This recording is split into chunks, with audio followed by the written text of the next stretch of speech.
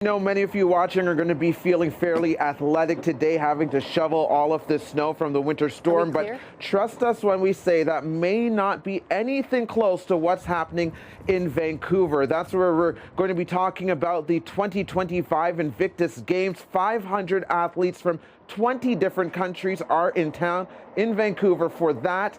And the founder of the Invictus Games, Prince Harry, says those participants are never far from his mind. You know, we do these games every 2 years, and the last games was a year and a half ago in Düsseldorf.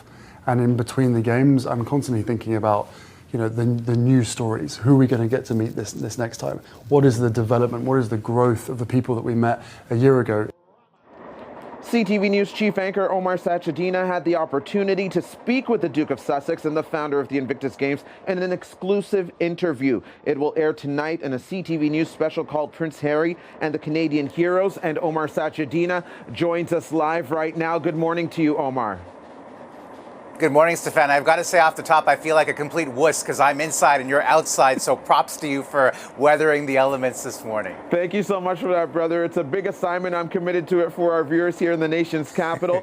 But tell us a little bit more about this exclusive interview, because I know you spoke to Prince Harry and he talked about how the Invictus Games keeps the legacy of his mother, Princess Diana, alive for his children in particular. Expand on that and the importance of what this event means to him. Yeah, he was remarkably candid, you know, and I didn't expect him to go there because he is quite a private guy. And I asked him how he explains the Invictus Games to his children because, as you know, this is a games. Obviously, you know, there's a lot of enthusiasm and celebration, but it deals with heavy subject matter. It deals with war, conflict, the fact that these athletes, these competitors are going through emotional traumas, they're going through physical traumas, and are coming together to try to, you know, conquer some of that as well.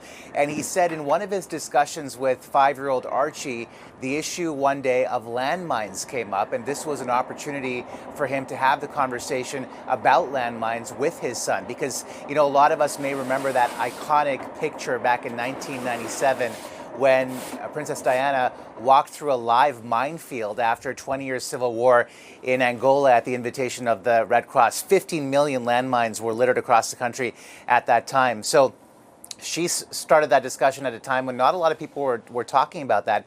But it's really interesting when you take a step back to sort of really take a look at how, you know, the horrors of war have been communicated by his mother, Princess Diana, now down to her son, Prince Harry, who is then passing that on to his son, Archie. So there's that common thread and something that he's been very committed to ever since he started these games to fan more than a decade ago.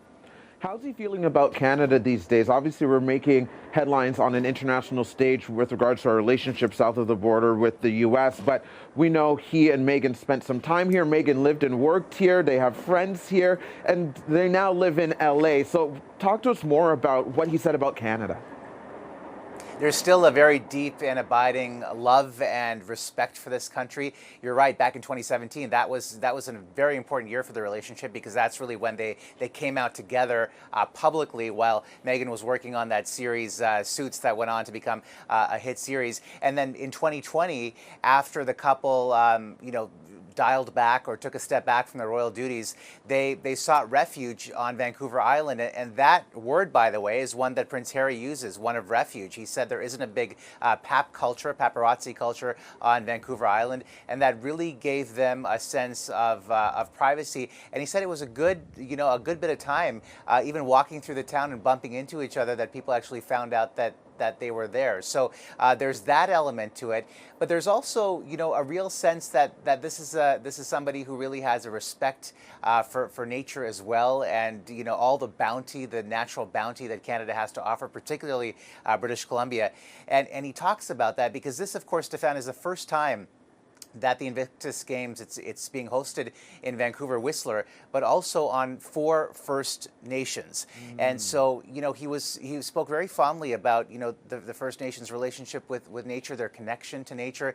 And this, by the way, is also reflected in the design of the medals that was done by an Indigenous artist, Levi Nelson. So, you know, both on that, you know, privacy element and also the nature element, he has a deep love of Canada. And this is the first time time actually that winter sports are going to be at the Invictus Games, and what better place to have them, as he said, than in Vancouver Whistler. Well, that's awesome to hear, Omar. I could pick your brain for hours about this interview, but you've certainly given us all a reason to watch. We're out of time, but thank you so much for joining us here on CTV Morning Live. You're welcome. Stay warm and stay safe, Stefan. Will do. And if you want to catch this special, you can watch it, the CTV News special, Prince Harry and the Canadian Heroes, tonight at 10:30 on CTV and ctvnews.ca.